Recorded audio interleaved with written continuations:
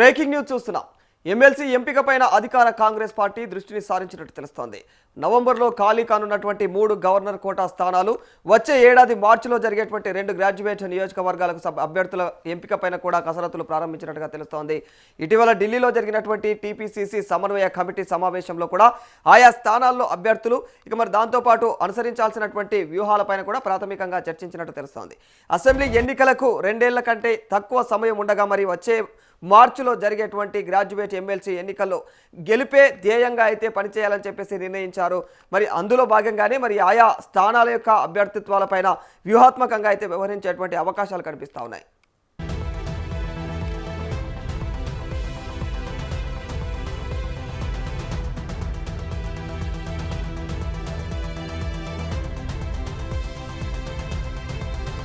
నల్గొండ, ఖమ్మం, వరంగల్, హైదరాబాద్, రంగారెడ్డి, మహబూబ్ నగర్ ఉమ్మడి జిల్లాల గ్రాడ్యుయేట్ నియోజకవర్గాలకు వచ్చేటువంటి మార్చిలోపు కూడా ఎన్నికలు జరగాల్సి ఉంది.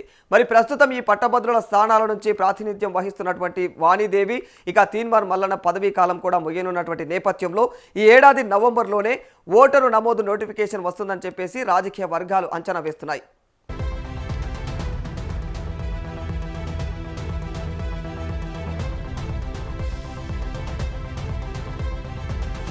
అప్పటి నుంచే ఓటర్ల నమోదు హడావుడి ప్రారంభం కానుంది.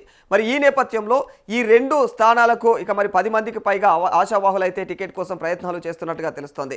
హైదరాబాద్, రంగారెడ్డి, మహబూబ్ నగర్ స్థానానికి TPCC media communication committee chairman అయినటువంటి సామ రామ్మోహన్ రెడ్డి పేరు ప్రముఖంగా వినిపిస్తోంది. ఆయనతో పాటు ఇక మరి ఉపాధ్యాయ సంఘాల నేత, టీపీసీసీ అధికార ప్రతినిధి జి హర్షవర్ధన్ రెడ్డి, యూత్ కాంగ్రెస్ రాష్ట్ర అధ్యక్షుడు మరి జక్కిడి శివచరణ్ రెడ్డి, దాంతోపాటు ఇక టీపీసీసీ అధికార ప్రతినిధి గౌరీ సతీష్ యాదవ్లతో పాటుగా కూడా పలు విద్యా సంస్థల అధినేతలు కూడా పోటీ పడుతున్నట్లుగా తెలుస్తోంది.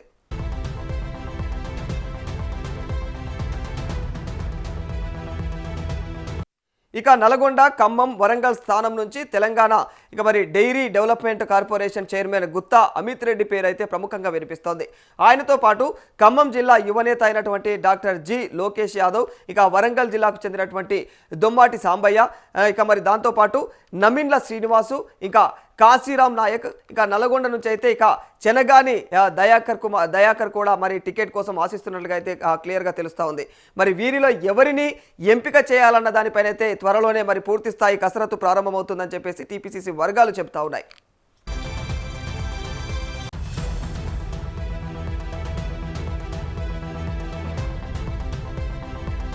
గవర్నర్ కోటా కింద ప్రాతినిధ్యం వహిస్తున్నటువంటి ఎమ్మెల్సీలు గోరేటి వెంకన్న, మరిక బొగ్గారావు దయానంద్, బస్వరాజ సారయ్యల పదవీ కాలం అయితే నవంబర్లో ముగియనుంది.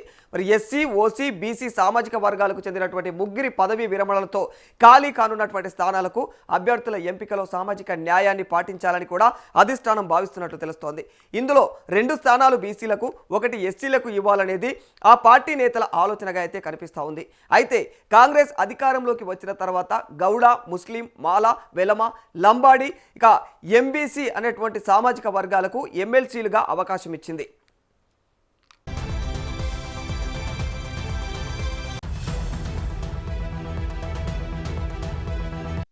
అందువల్ల ఈసారి మున్నూరు కాపు, యాదవ, పద్మశాలి, ముదిరాజ్, మాదిగ సామాజిక వర్గాలకు చెందినటువంటి నేతల పేర్లను పరిశీలించే అవకాశాలు కూడా కనిపిస్తూ ఉన్నాయి. ఒకవేళ ఓసీలకు ఇవ్వాల్సి వస్తే మరి వైశ్య, బ్రాహ్మణ, కమ్మ సామాజిక వర్గాలకు చెందినటువంటి ఇక ఈ వర్గాలకైతే అవకాశం లభించనున్నట్లుగా తెలుస్తోంది. ఇదిలా ఉండగా దేశవ్యాప్తంగా నెలకొన్నటువంటి రాజకీయ పరిస్థితుల నేపథ్యంలో ఈసారి యువతకు అవకాశాలు కల్పిస్తారని, 2 గ్రాడ్యుయేట్ ఎమ్మెల్సీలు కూడా ఓసీలకు కేటాయిస్తారని కూడా మరి గవర్నర్ కోటాలో బీసీ, ఇక ఎస్సీ లకు అవకాశం ఇస్తారనేటువంటి మరో చర్చ కూడా గాంధీ భవన్ వర్గాల్లో జరుగుతున్నట్లుగా తెలుస్తోంది.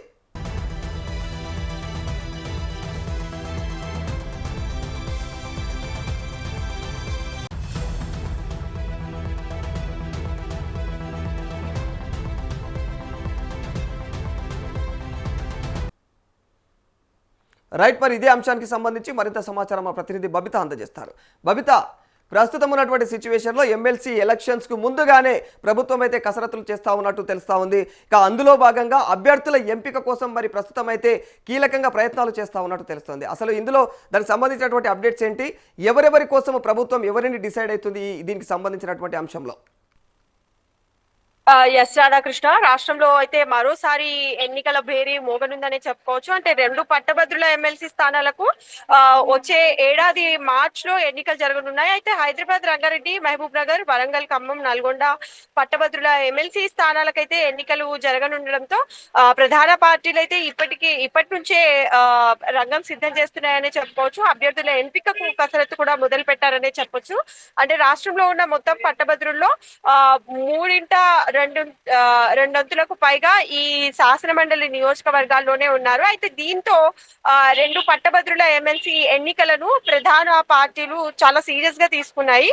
ఇక ఈ ఎన్నికల్లో పట్టభద్రుల మద్దతు సాధించి గెలిస్తే మాత్రం వచ్చే ఎన్నికలకు అది పెద్ద సానుకూల అంశంగా మారుతుందనే భావిస్తున్నారు. అయితే అందుకనే దీనిపైన కసరత్తు చేస్తున్నారు. ఇక మొత్తం మీద 6 ఉమ్మడి జిల్లాల్లో సుమారు 14 లక్షల మంది పట్టభద్రులు తీర్పు ఇచ్చే ఈ ఎన్నికలు ఇక ప్రధాన పార్టీల మధ్య ఆ మినీ సంగ్రామం కానుందనే రాజకీయ వర్గాలు అయితే విశ్లేషిస్తున్నాయి. అయితే ఇక ఈ ఎన్నికల తీర్పు వచ్చే అసెంబ్లీ ఎన్నికలపై అయితే ఖచ్చితంగా ప్రభావం చూపుతుందనే చెప్తున్నాయి. ఇక హైదరాబాద్, రంగారెడ్డి, మహబూబ్ నగర్ స్థానం నుంచి అయితే ప్రాతినిధ్యం వహిస్తున్న సురభి వాణిదేవి, అలాగే వరంగల్, ఖమ్మం, నల్గొండ స్థానం నుంచి ప్రాతినిధ్యం వహిస్తున్న తీర్మార్ మల్లన్న పదవి కాలం నెక్స్ట్ ఇయర్ మార్చ్ 27th కి అయితే కంప్లీట్ అయిపోతుంది. ఇక దీంతో మార్చ్ 29th కల్లా ఈ ప్లేసెస్ లో కొత్త ఎమ్మెల్సీ ఎన్నిక కావాల్సి ఉంది. అయితే ఇక ఇందులో భాగంగానే ఓటర్ నమోదు ప్రక్రియ ప్రారంభించేందుకు సెప్టెంబర్ 20 నుంచి 30 తేదీల మధ్య ఎన్నికల కమిషన్ నోటిఫికేషన్ జారీ చేసే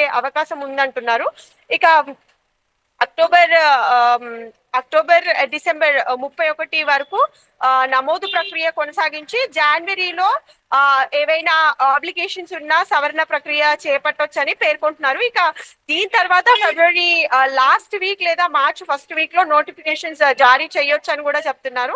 అండ్ మోర్ ఓవర్ అయితే ఎన్నికలు మార్చిలో జరిగిన ఓటర్ నమోదు ప్రక్రియ అక్టోబర్ నుంచే మొదలు కానుండడంతో కంప్లీట్ గా క్షేత్రస్థాయిలో ప్రధాన పార్టీలు అభ్యర్థులు ఇప్పటి నుంచే సంసిద్ధమయ్యే ప్రయత్నాల్లో ఉన్నాయనే చెప్పుకోవచ్చు రాధాకృష్ణ. సో మరి గవర్నర్ కోటాలో ఉన్నటువంటి ఎమ్మెల్సీకి దీనికి సంబంధించి ఆ ఎంపికను ఎలా కొనసాగించే అవకాశం ఉంది? అది సామాజిక అంశాన్ని దృష్టిలో పెట్టుకొని చేసే అవకాశం ఉందా, లేకపోతే యువతను దృష్టిలో పెట్టుకొని సెలెక్ట్ చేసే అవకాశం ఉంటుందా?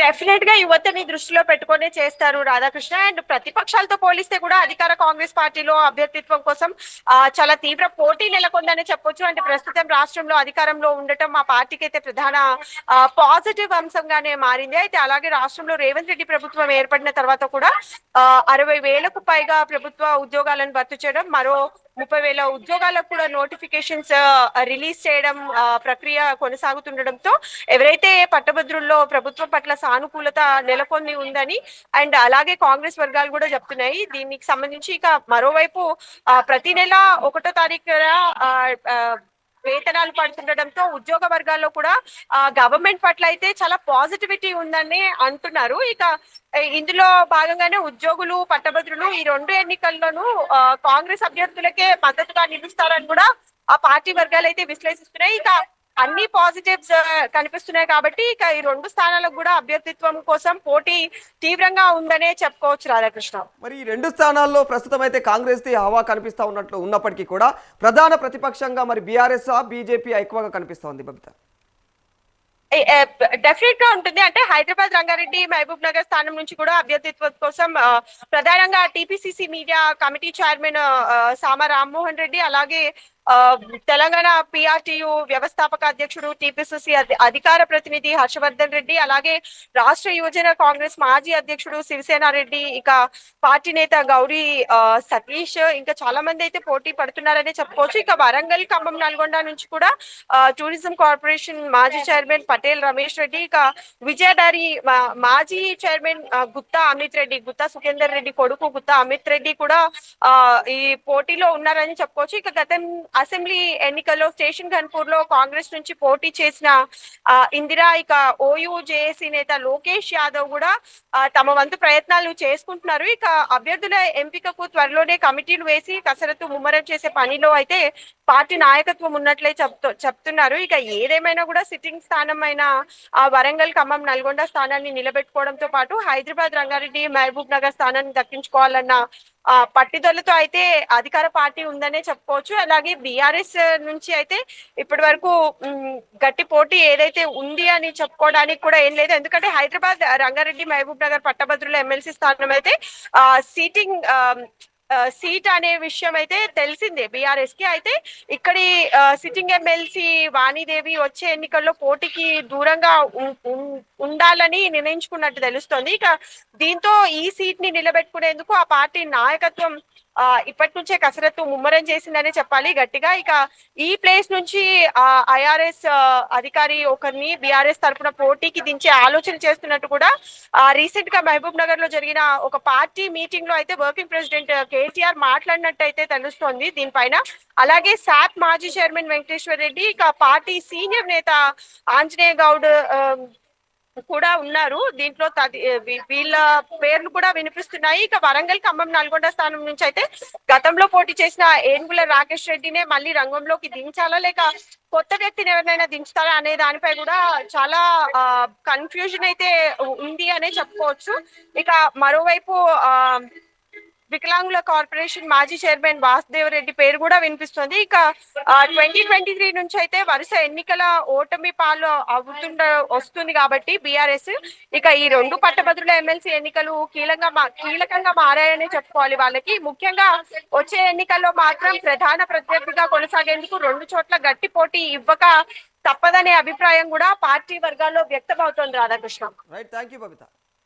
ఇక ఇది పరిస్థితి. ఇక గ్రాడ్యుయేట్స్ ఎమ్మెల్సీ ప్రస్తుతం అయితే వాటికి సంబంధించినటువంటి అంటే గడువు పూర్తవుతున్నటువంటి నేపథ్యంలో ప్రస్తుతం వీటికి సంబంధించి ప్రభుత్వం అయితే ముమ్మరంగా కసరత్తులు చేస్తున్నట్లు తెలుస్తుంది. అయితే ఇందులో భాగంగా ఎవరెవరికి ప్రాధాన్యత ఇవ్వాలి, ఇక ఇందులో ఎవరిని అంటే ముందుకు తీసుకురావాలి, సామాజిక వర్గాలను ముందుకు తీసుకొచ్చి ఆ లెక్క ప్రకారము ఇవ్వాలా లేకపోతే యువతకు ముందస్తుగా అవకాశాలు ఇవ్వాలా అన్న కోణంలో అయితే కాంగ్రెస్ ప్రభుత్వం ప్రస్తుతం అయితే కసరత్తులు చేస్తున్నట్టుగా తెలుస్తుంది. ఇదే విషయం కూడా టీపీసీసీ వర్గంలో కూడా ఇదే వినిపిస్తూ ఉంది. మరి హైదరాబాద్, రంగారెడ్డి, మహబూబ్ నగర్ అనేటువంటి స్థానాలకు టీపీసీసీ మీడియా కమ్యూనికేషన్ అనేటువంటి కమిటీ చైర్మన్ సామర్ రామ్మోహన్ రెడ్డి ప్రముఖంగా అయితే ఆయన పేరు వినిపిస్తూ ఉంది. ఇక మరి దీంతో పాటు నల్గొండ నుంచి ఇక వరంగల్ ఈ వీటికి సంబంధించి కూడా గుత్తా అమిత్ రెడ్డి పేరు అయితే ఇక ఖచ్చితంగా ఎక్కువగా వినిపిస్తూ ఉంది. మరి ఇద్దరికి ప్రముఖంగా అయితే ఇద్దరు పేర్లు వినిపిస్తూ ఉన్నాయి. దాంతోపాటు చాలా మంది ఆశావాహులు, దాదాపుగా 10 మందికి పైగా ఆశావాహులు ఉన్నట్టుగా తెలుస్తుంది.